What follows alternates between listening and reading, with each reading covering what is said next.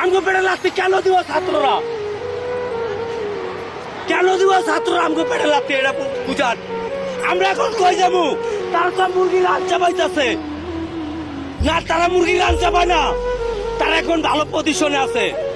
এর কারণে আজকে রিস্কাওয়ালাদের দাম নাই। আর 5 আগস্ট যখন না পারছে তখন রিস্কাওয়ালা মামারা আসেন, আসেন আমাদের সাথে।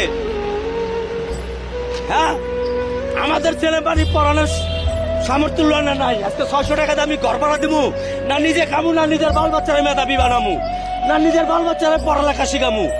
আমাদের দুঃখটা কারা বুঝবে? আমরা কই যাবো? হ্যাঁ, আজকে সাজিদ আলম এদিন বলছে শেখ হাসিনার দোসররা অটো গাড়িতে 100 করে টাকা খাইছে। এখন কোন দোসররা খাইতেছে? এখন কারা ক্ষমতায়, কারা খাচ্ছে এই অটোওয়ালা করতে টাকা?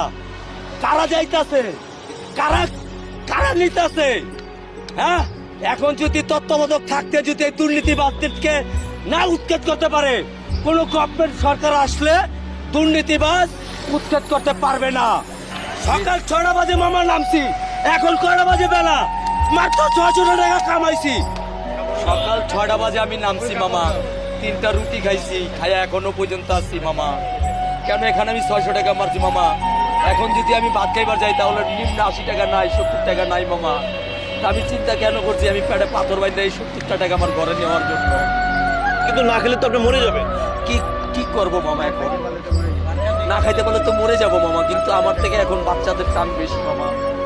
আমাদেরকেও আমাদের বাপ মা এভাবেই মানুষ করছে মামা।